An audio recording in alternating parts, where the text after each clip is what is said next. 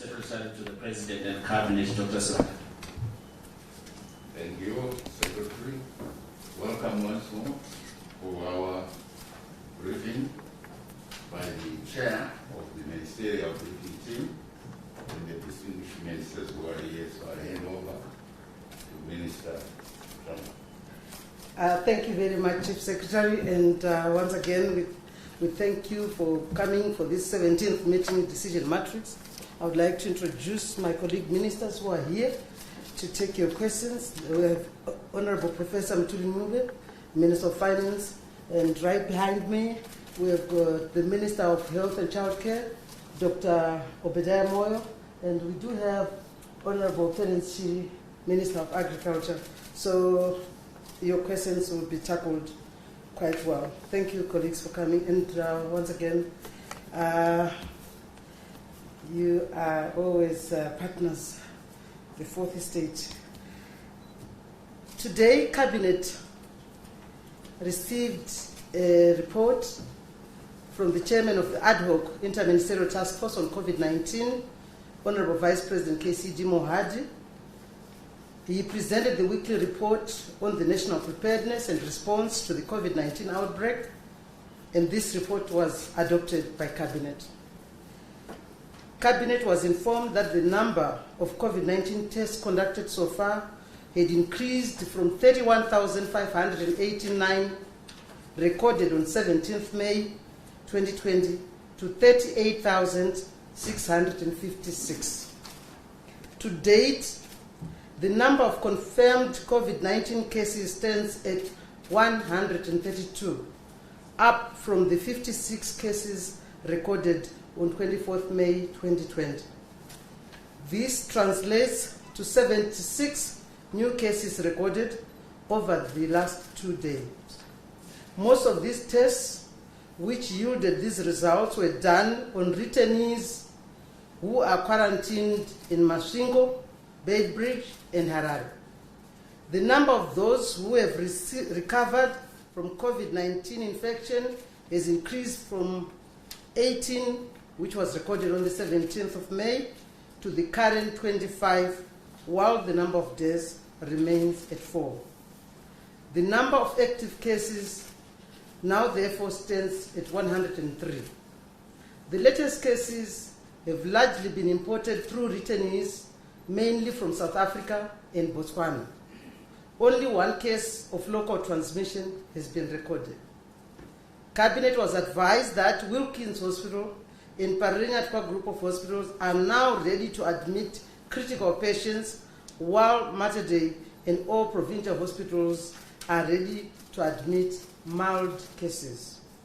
Meanwhile, security at quarantine centers is being tightened in order to ensure that those returning from abroad do not, especially the convicts, do not escape. Local traditional leaders and local authorities are enjoined to report non-absconders and illegal returnees to authorities. With the opening of schools now imminent, Cabinet agreed that schools cease being used as quarantine centers for returnees in order to allow sufficient time for disinfection. Cabinet further agreed as follows: that additional PCR testing equipment be purchased. B, that priority for testing will be given to the quarantine centers and those who came into contact with positive cases in testing for COVID-19. And C, that funding for construction of border roads, procurement of drones, and other related technical equipment in order to enable enforcement agents to effectively monitor the country's borders will be prioritized. Government emphasizes that the country is still under lockdown, and as such, exemption letters for essential services are still required for movement of those concerned. Furthermore, failure to wear a face mask in public is an offense which is liable to a fine or imprisonment. Cabinet also advised that His Excellency the President will be receiving donations from several companies at 2 o'clock tomorrow. Any companies who wish to donate should contact the Civil Protection Unit CPU for arrangements. The Cabinet received and expressed appreciation on the State of the Economy report, and this report was presented by the Minister of Finance and Economic Development, Honorable Professor Mutuli Ngube, and the Reserve Bank Governor. In tandem with other global economies, Zimbabwe's economy has been negatively impacted by the COVID-19 outbreak, and growth is expected to slow down. The drought experienced in the 2018-2019 and the current season, coupled with diminished access to external sources of foreign currency, further compounded Zimbabwe's economic situation. There are, however, a number of measures, both fiscal and monetary, that are being implemented to address the challenges that the country is going through in the absence of financial support from international finance institutions. It is also stressed that the current price and foreign exchange rate fluctuations are clearly divorced from real economic fundamentals, and this can be attributed to speculative tendencies. The Minister of Finance and Economic Development and the Governor of the Reserve Bank will announce measures which should see the situation stabilizing in due course. The Cabinet considered and approved the payment of a 30% incentive to farmers who deliver maize early to the Grain Marketing Board. So the payment of 30% incentive for early delivery of grain to the Grain Marketing Board is what was discussed. This is over and above the maize producer price, which was recently announced by government. Last but not least, Cabinet advises that His Excellency, the President Comrade E.G. Mnangagwa, will tomorrow launch the Presidential Livestock Scheme at Cleveland Range at 900 hours to support farmers in the livestock sector.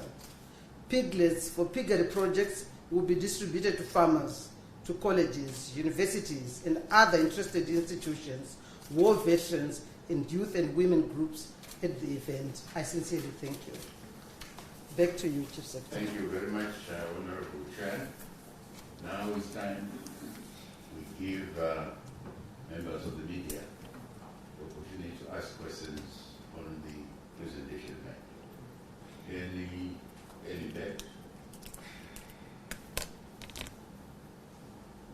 Who wants to pioneer? Yes, please, at the back. Your name? Yeah, thank you. My name is Old Mandova from ZBC. My question is directed to the Minister of Finance and Economic Development, who presented this report on the state of the economy. I just want to find out from the Minister of Finance, how sustainable are the measures that the government through Treasury are going to be implementing to stabilize the exchange rate? Just recently, as in yesterday, there was a ruling to the effect that which upheld the decision by the Reserve Bank to suspend some of its agents' lines which were sort of put to be fueling economic activities. So I just want to find out how sustainable in the long term are those measures going to be, given that just 2 months ago we saw the suspension of the fungibility of the old mutual shares and other shares which were also said to be fueling the exchange rate. So that is my first question. Then the second question goes to the Minister of Lands Agriculture. I just want to find out, it was mentioned that there's an incentive for farmers who deliver maize early to the GMB. I also want to find out, since it is the onset of the cotton marketing season, what are going to be the prices? I think farmers are also expecting to find out from that. Thank you very much. Okay, thank you very much. Any other volunteer? Yes, please. Konnichiwa, SABC News. My first question is to the Minister of Health. You spoke of the huge jump in the number of cases. My question is, are these new cases in quarantine? And if so, yesterday we heard you report that there are people who are escaping from these quarantine centers. And what measures have you put in place that these high numbers are kept within the quarantine centers? My second question is to the Minister of Agriculture. You spoke about the incentive for maize, but also we understand or we know that the tobacco season is underway, and this year is highly affected by the COVID lockdowns and what's happening globally.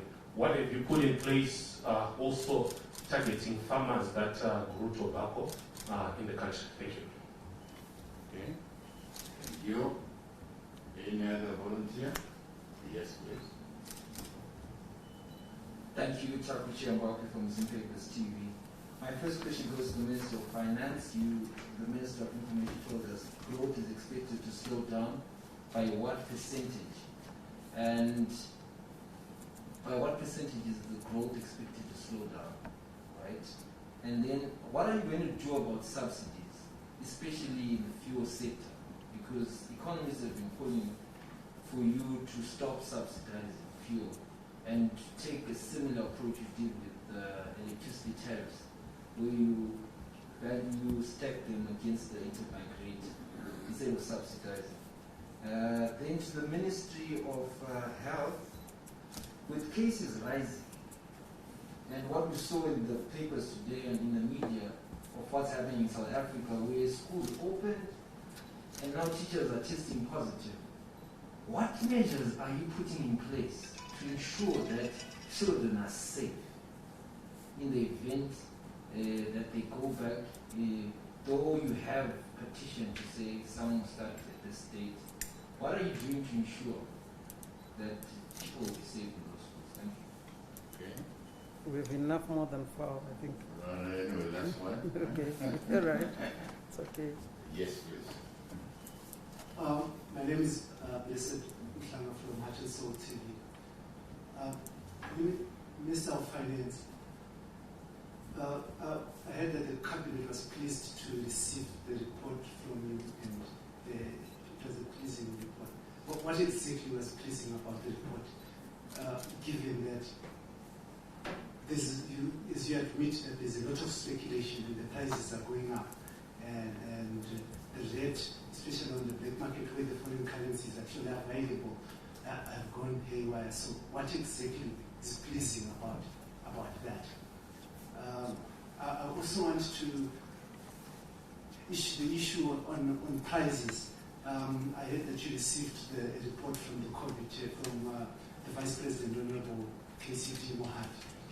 In the past press conference that he held, there was an instruction, or rather an agreement with business to reduce prices to March 25. But those prices have escaped the roof right now. Does that mean that agreement died? I want to understand if that agreement has actually died. And as schools open, lastly, the issue of price movements, especially in the economy, and the ability of parents to be able to pay school fees, especially given the loss of income. What is government doing to ensure that schools, especially boarding schools, will be able to accommodate and to be able to operate effectively, especially in this economic environment where the price of meal has just gone, it's just escaped the earnings of the people? Okay, that's the last chair. Thank you very much, Chief Secretary, and thank you for the very good questions. Owen Mandova, the first question was directed to you, Minister of Finance. How sustainable are the measures government is taking to stabilize the economy? And they went on to ask about the eco-cash agents, the storing the papers, and also the suspension of fuel, the exchange rate Did I get that right? I hope you did. Yeah. Yes. Thank you very much, Chair. Thank you, Mandela, for that question on the sustainability of measures that were taken. Now, sustainability, these are sustainable measures. I'll tell you why. And the example you gave in terms of EcoCash, which is the mobile banking as a platform, because these measures are about regulating financial services. And whether the exchange rate is stable or not, these financial services need to be regulated better. So what you saw playing out in terms of directive from the Reserve Bank, and then also response from the company itself, then following the judgment, is really an issue around regulation, regardless of the exchange rate. But just so happens that in this case, the absence of strong regulation on mobile banking platforms was then fueling the power market. At least it seemed like that from the analysis coming from the central bank. So for sure, these policies are sustainable in the sense that this is the kind of regulation that should take place in the first place. If I may take another minute to explain further. You see, what we have in Zimbabwe is a typical case where a mobile banking platform is led by the telcos, and then the banks follow. And typically the relationship between the bank and the telco is through the trust account and so forth. And everything follows from there. That's the model you see here. That's the model you see in Kenya with the M-Pesa. Now, in other countries, the model is bank-led, and then the telcos follow. So it's bank-led because central banks regulate banks. So it's much easier to regulate when it is bank-led. But when it is led by telcos, it's slightly more complex. Hence, then you see this kind of reactions from the market in the sense that telcos are regulated elsewhere rather than the central bank. So there's therefore need to strengthen our regulatory environment. And that is needed regardless of the exchange rate. That's why I'm saying that these policies will be sustainable going forward, because that's what needs to be done going forward. I'm just trying to see if there are some other nuances in your question. I think I'll try to cover just Thank you, Professor Mtuli Mube. I now come to you, Minister of Agriculture, Lands and Resettlement. There is an incentive, you noted the incentive of early delivery of 30%, and now they would like to know, since this is the onset of the cotton season, what is the price which is being offered for cotton? Minister? Thank you, Honorable. We discussed about the incentive for maize and the obviously associated traditional grains. We are still to come up with the cotton producer price. But however, we need to bear in mind that the inputs for all the cotton grown in this country are given to farmers or issued to farmers for free. So it's actually an incentive on its own for farmers to grow the crop. Their only contribution is labor. I'm not sure whether you are suggesting that that's not enough an incentive. Then on the issue of tobacco, as to what incentives are being given to tobacco farmers. Well, they are being paid 50% of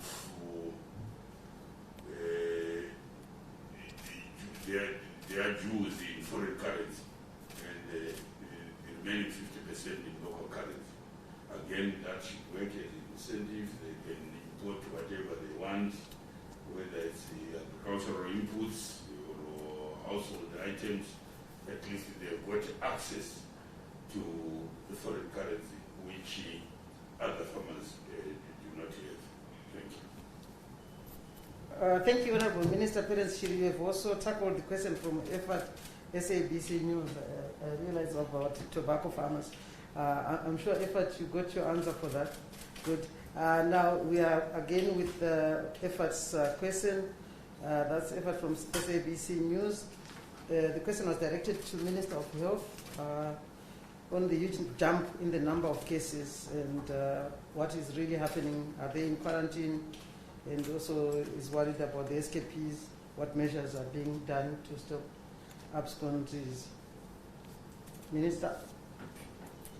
Thank you very much, Chairperson. Yes, I can confirm that the cases who have tested positive are all from the quarantine areas, except for one, who's from Harare.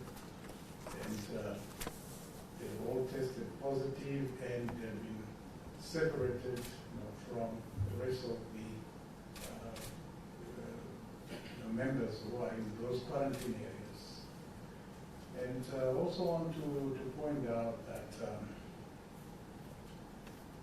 we are making sure that we continuously test all these returnees who are in the quarantine areas. It's our number one priority at this stage to make sure that we process them, and those who are negative are allowed to go and finish the balance of their quarantine period at home. And those who are positive will be taken to the isolation centers for assessment and further management. So this is where we are. The numbers have gone up, yes, and we are lucky in a way that this is not as part of local transmission. We are guaranteed that these are people who are coming from outside. And therefore, we have to concentrate on making sure that our population, local general population, remains clean while we concentrate on the new cases who are coming through our borders. It has always been through our borders, and local transmission is a secondary. I also want to point out that we had to make sure that these results were correct, and therefore we had to subject them, to further quality assurance, so that when we say it's positive, it's positive.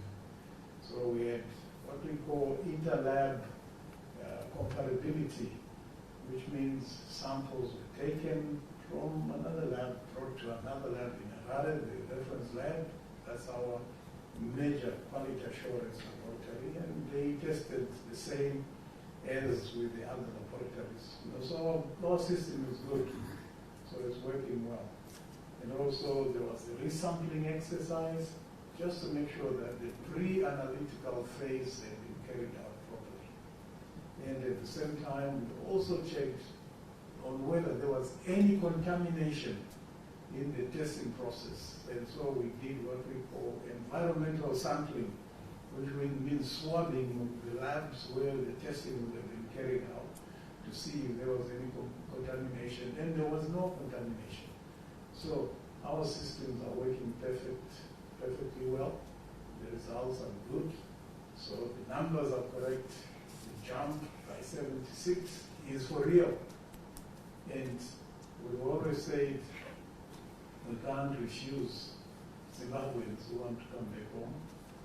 So we have to catch them in the quarantine areas, test them properly, and make sure that we separate the ones who are positive and deal with the ones who are, those who are positive accordingly.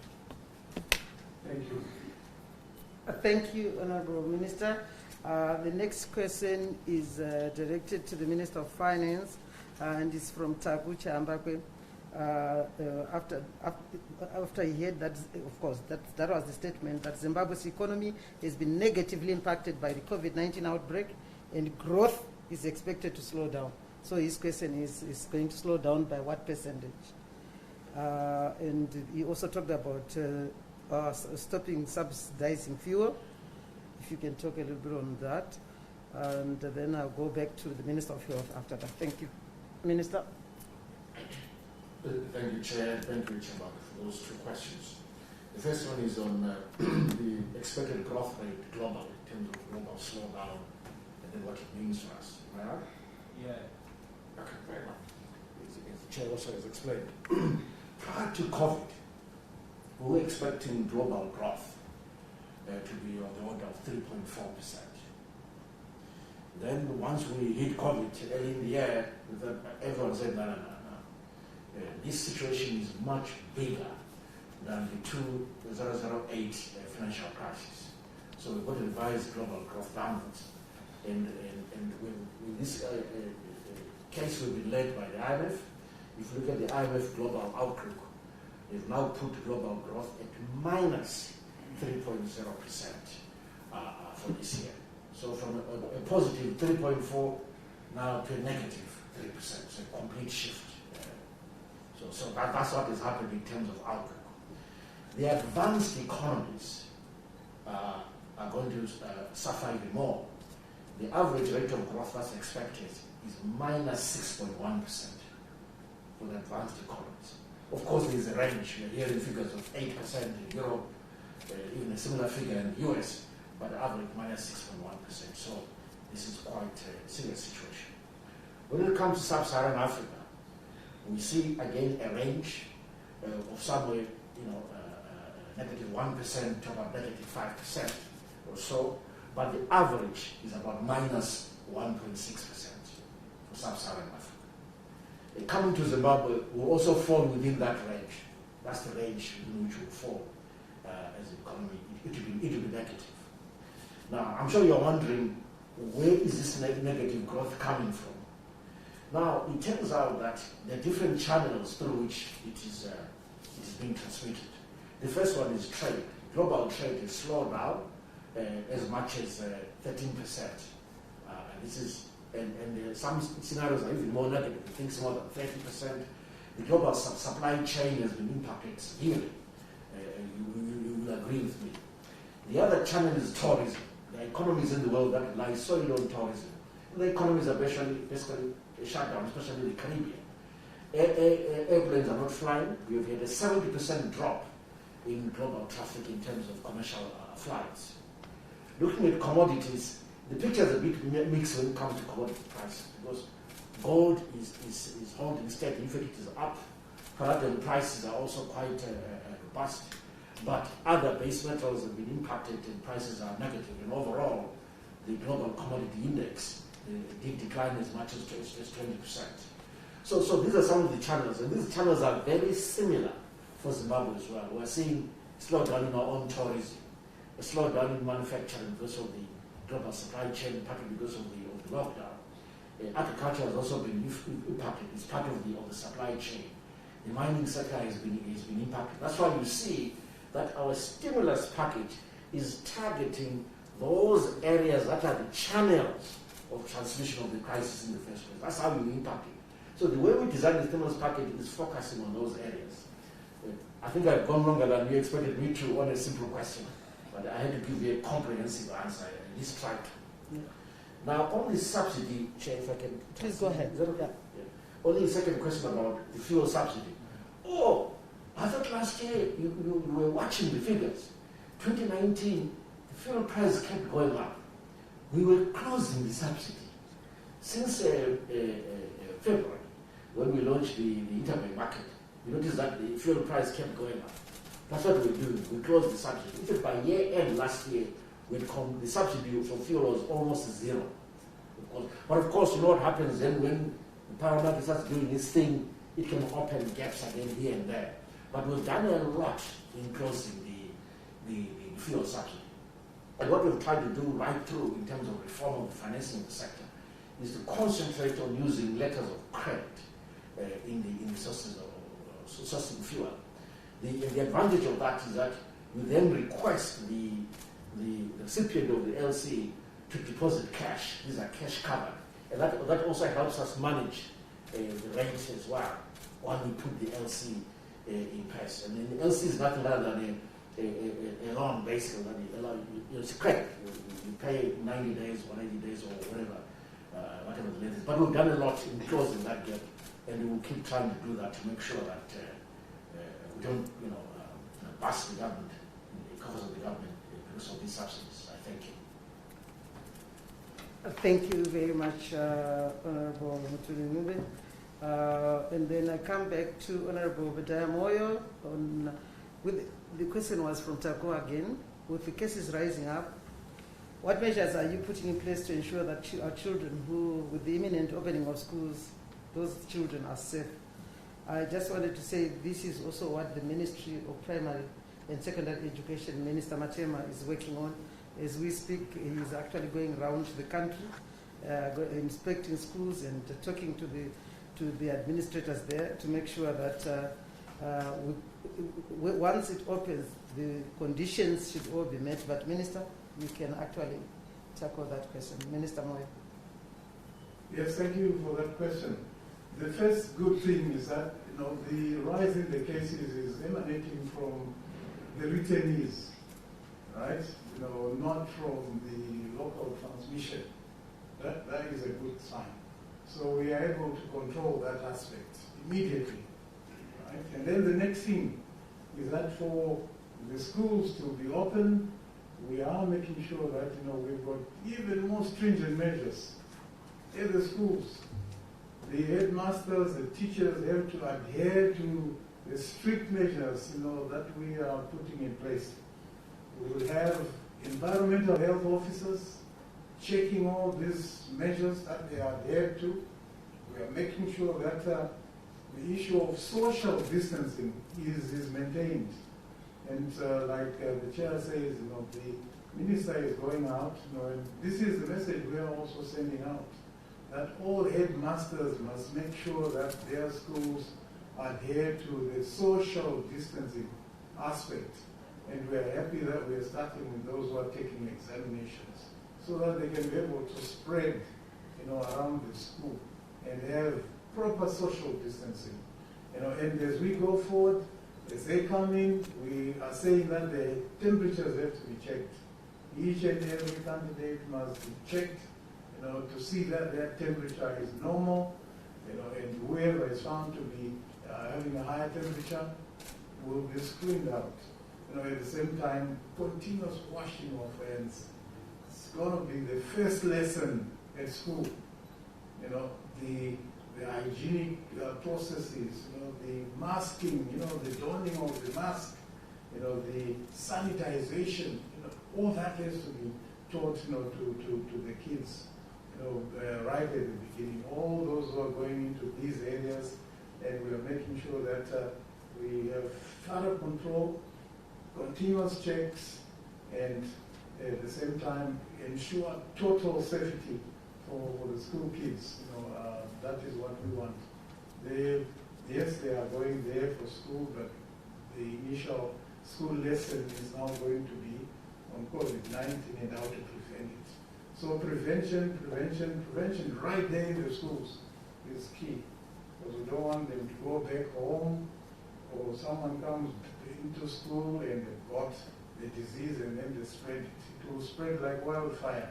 So we have to be absolutely sensitive, to this issue, and make sure that the kids, are well trained. They must be trained on how to be healthy themselves, and the means and ways of ensuring their own health and that they don't spread the disease. COVID-19 is not over yet. COVID-19 is still with us, and therefore all the precautions and measures have to be put in place. Thank you. Thank you very much, Honorable Bedaya. Coming to Blessed Mhlanga of Heart and Soul, where are you, Blessed? I don't know where you got the word pleasing.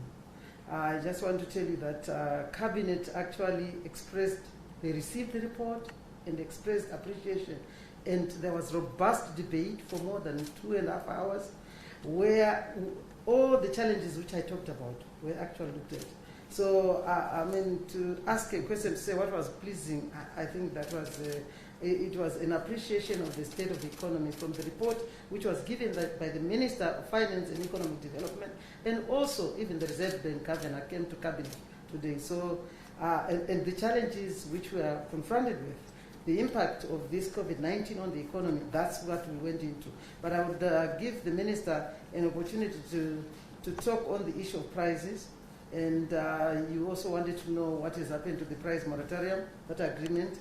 That price should go back to March 25th. I think, let me stand at that, yeah. Thank you, Chair. Maybe you can finish, or I can finish everything because it's almost at the end.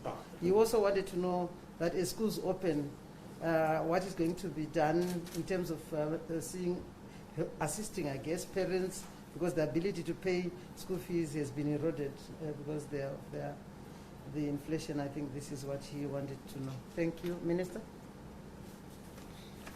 Thank you very much, Chair. Thank you, President, for the question. Maybe let me just add to what the Chairperson said about how she expressed, how this report was handled. That really, with a robust discussion, and that was appreciated. It made everyone realize that the economy is an ecosystem, because it's quite easy to focus on your sector, maybe whether it's industry or agriculture or tourism, but all these sectors are linked, and that's how we should view things, and that was appreciated. The discussion revealed that. But also the discussion really emphasized the point that what is then key, having recognized that we've got all these sectors which are interlinked, and that growth comes from bottom up rather than top down in terms of GDP. Productivity is the most important thing. So that came out very strong again in that debate, and that's something that you yourselves, I think, are appreciating. But also, it made us appreciate that maybe also the problems that we confront, the problems that you confront, sometimes you should start seeing them differently, use a different lens. There's too much short-termism in ourselves. We are speculative. It's all about tomorrow, it's all about now. There's a way in which we should start looking at these problems in a way that will be able to then to build our country.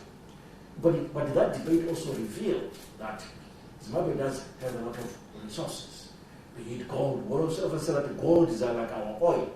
We have enough gold in terms of earnings. Yes, with leakages, we're plugging those leakages.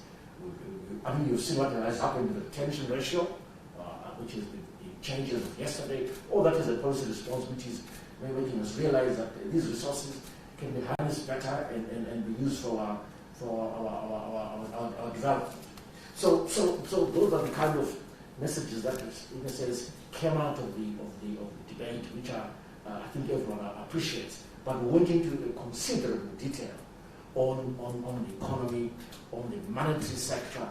And I must end up by saying, colleagues, we have done a lot.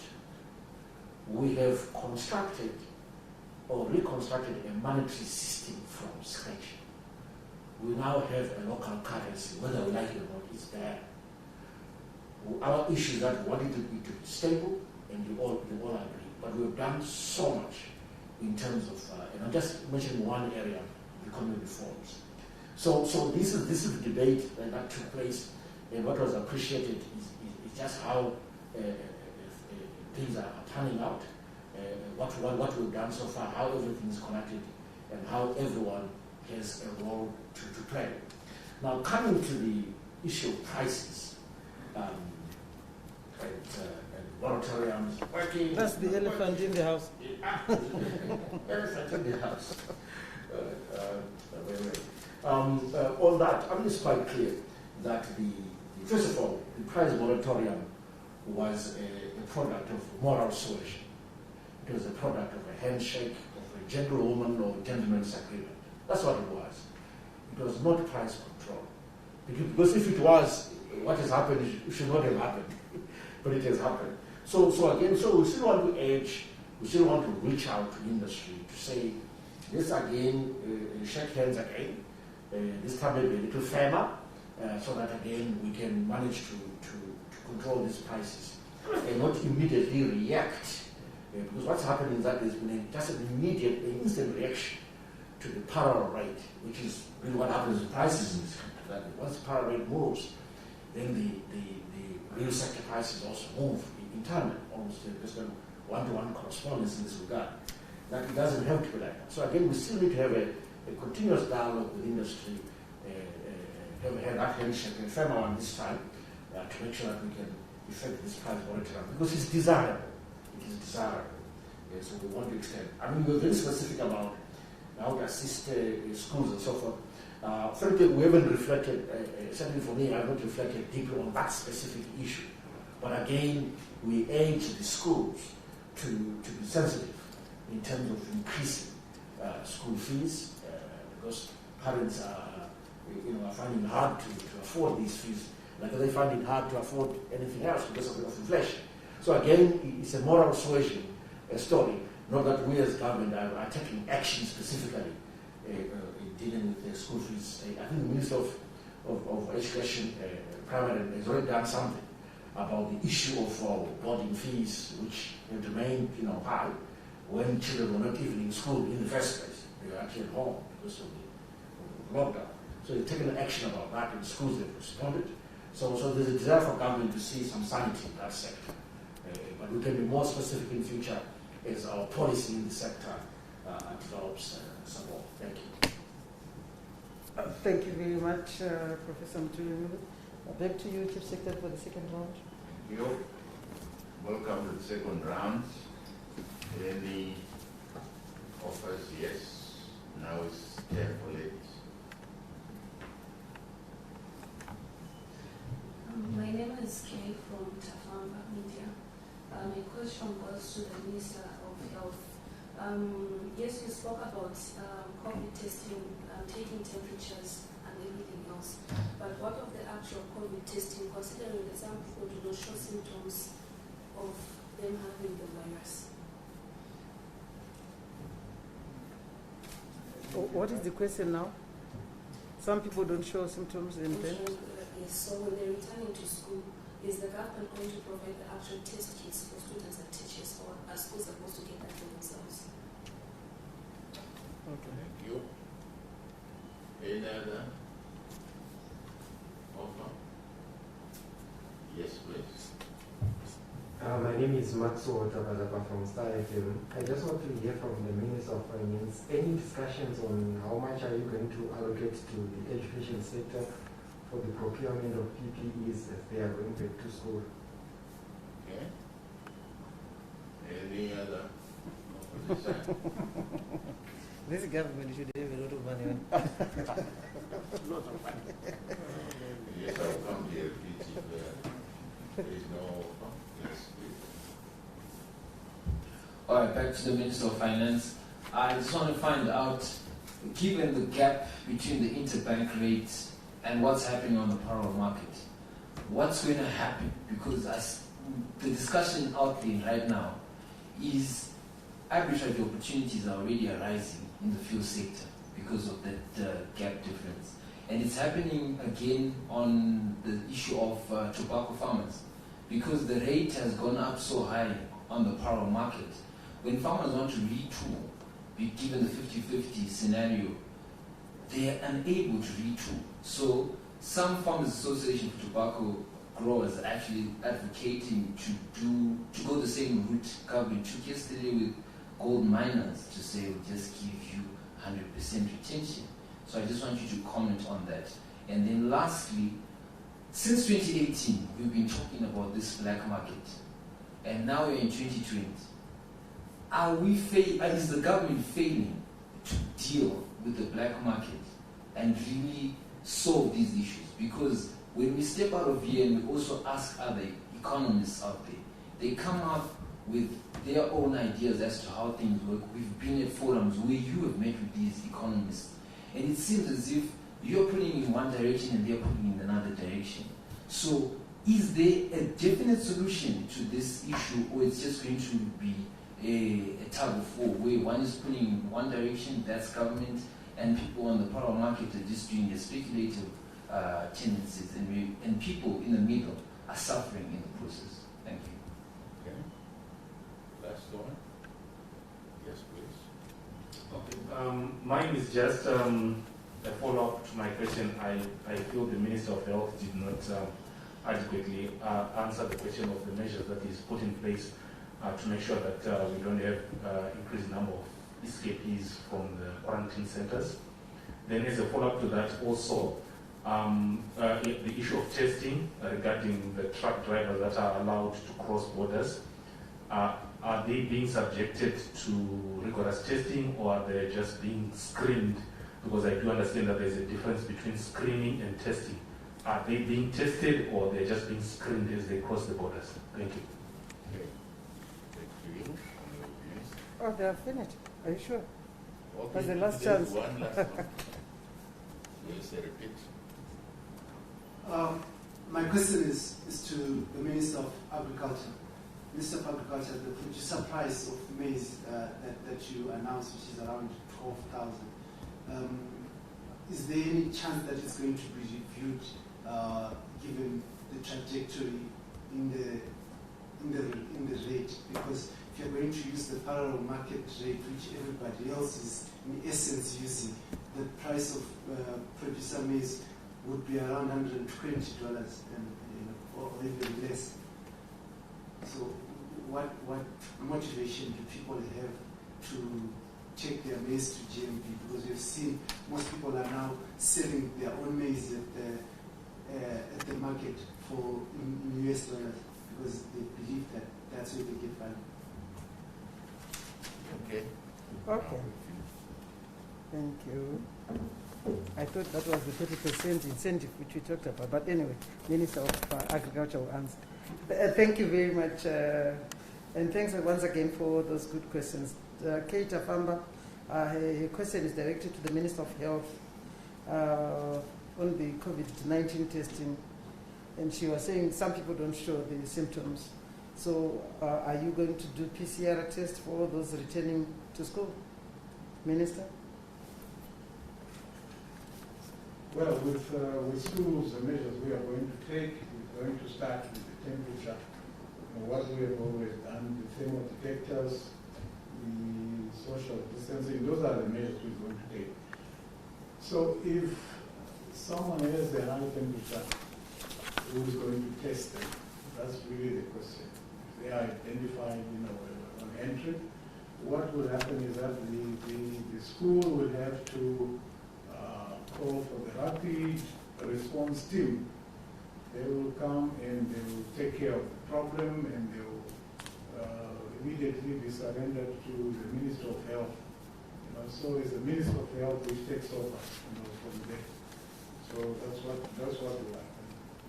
We're not at this stage going to be giving rapid test kits to the schools, but to utilize the other means, which are the thermal detection systems, and make sure that there is adequate preventive measures.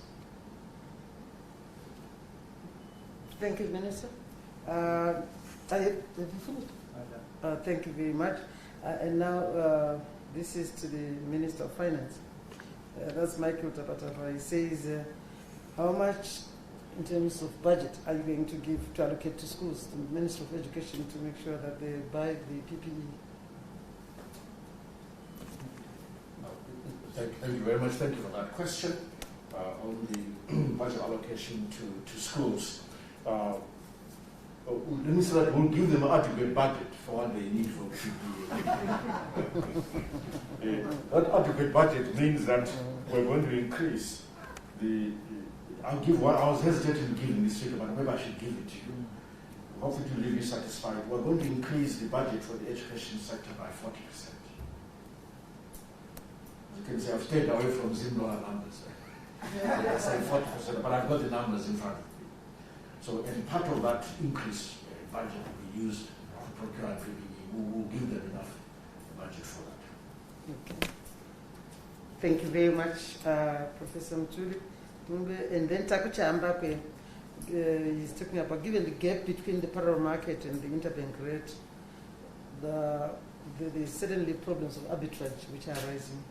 He was also asking whether you are considering giving 100% retention for tobacco farmers so that they remain in farming. Otherwise, all the money they are being given is being eroded by inflation.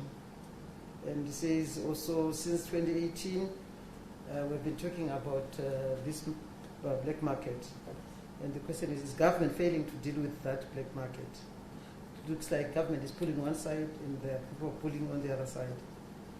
Do we have a definite solution to stop these speculative tendencies which are making our people suffer? Minister? Thank you very much. Again, thank you for that question regarding the gap in the interbank rate and then the power rate, which is creating opportunities for arbitrage. So it in fuel, and we try to close the gap, of course, by reducing the gap.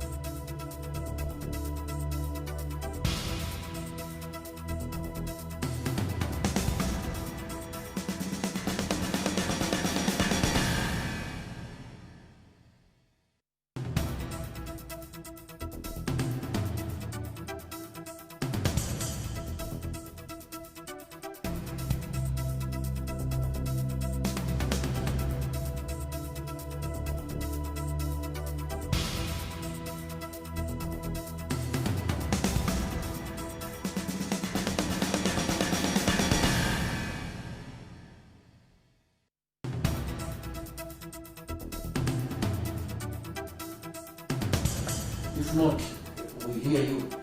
But of course,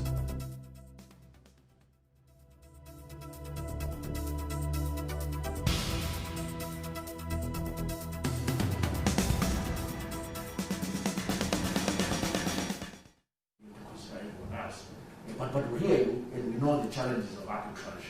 They're very unpleasant and they cause enormous rent seeking, and speculation and so forth. And we want to continuously deal with that. Now, coming to the issue of the black market, you know what? Whenever any economy in the world is undertaking reforms, you often find a black market in it. Especially and usually the black market is bigger, or power market is bigger, if the reforms pertain to the exchange rate system in the first place. In our case, part of our reforms focus on the exchange rate system. So we should expect a parallel market to emerge. I just want to say that. It's almost a normal situation, but of course it's not a pleasant one. Being normal doesn't mean it's pleasant. It is prevalent. Maybe I shouldn't say normal. It's a prevalent situation out there. So as you reform, then you have to deal with this spread between the power rate and the official market rate, typically your interbank rate. And we've had that spread, and it is fluctuated, sometimes bigger, sometimes larger, and it creates a lot of havoc. And the challenge for policymakers is always to close that gap. There is also, let's call it a tolerable level of that spread.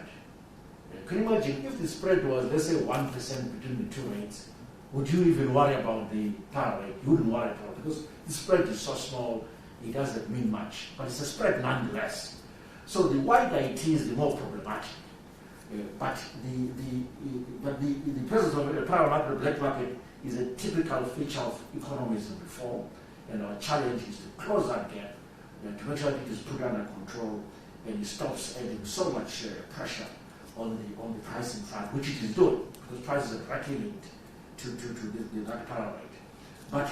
But I don't think you can completely eliminate it.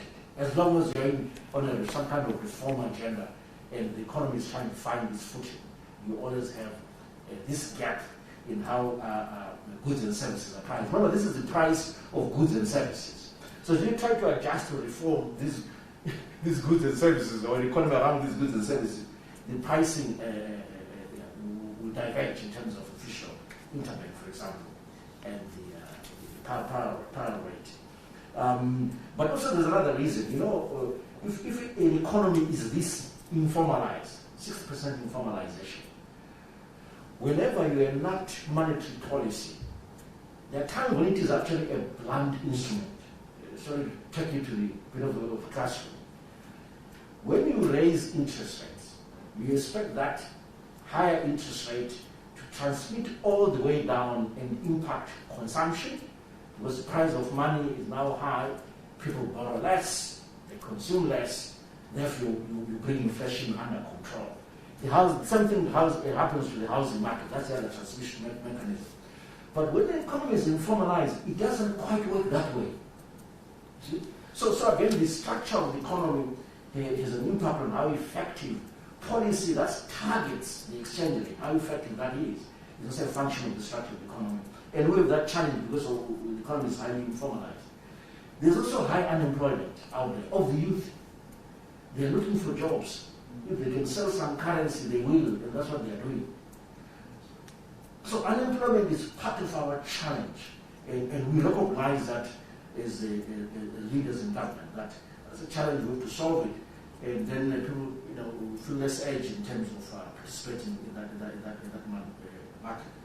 There are also issues around enforcement. Acknowledge that they exist, we need to enforce better. And that's always work in progress. It's not easy to enforce policies. And then another point. Yeah, that's it. Yeah. When reform, there's bound to be a power market, but let's work on that and get pretty close. Thank you.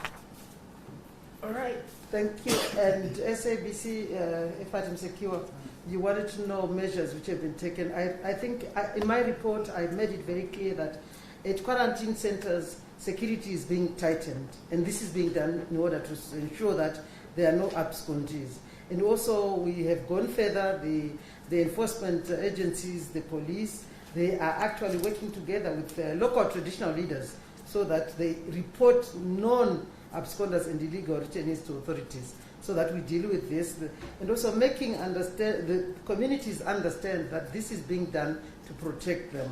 So it's an issue which we are handling together with. And just to let you know that some of those who had absconded have been apprehended. So there's quite a lot which is being done there to make sure. But Minister of Health, you can talk on the issue of testing drivers. Those are on transit. Are they being subjected to PCR rigorous testing or just the rapid testing? Minister. Yes, thank you very much. Yes, we are making sure that everyone is tested, one way or other. And everyone who crosses the border as a driver, they have to be subjected, if they're in transit, to a screening process. So we're using the rapid test kits for screening all the drivers. And if they are found to be positive, then they will go through the next part of the algorithm, which is the PCR testing. So we're being fair to everyone and also being careful. We do not want to just allow anyone to come through without having been checked one way or another. So it's a combination of the temperature and the rapid testing, very, very commonly done. But we're not going to do that at schools yet, as was being requested. That will come later. We want to study the situation first and be able to see what the incidence of the thermal detector sightings are like, and then we will move into it. It has to be scientific. We're going to use a scientific approach to all our, exercises, whatever we carry out. All the approaches have got to have a scientific evidence behind it.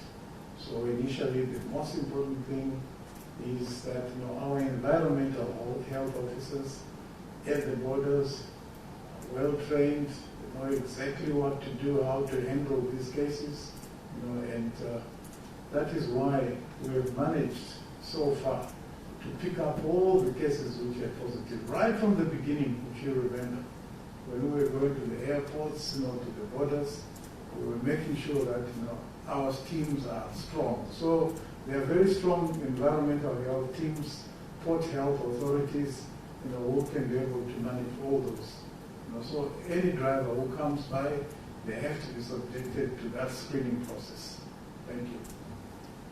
Thank you, Minister. And our last question for today is from Blessing Klanga, Heart and Soul, and this question is directed to you, Minister of Agriculture. He said, yes, you did come up with a producer price of 12,330.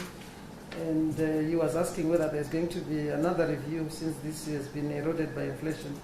And also, what is the motivation for farmers to deliver their maize to GMB? Thank you. Minister. Thank you, Madam Chair. We are not reviewing the maize producer price. What we are doing is offering a 30% incentive for early delivery. And that will, it appears it will result in a lucrative price of maize by any measure.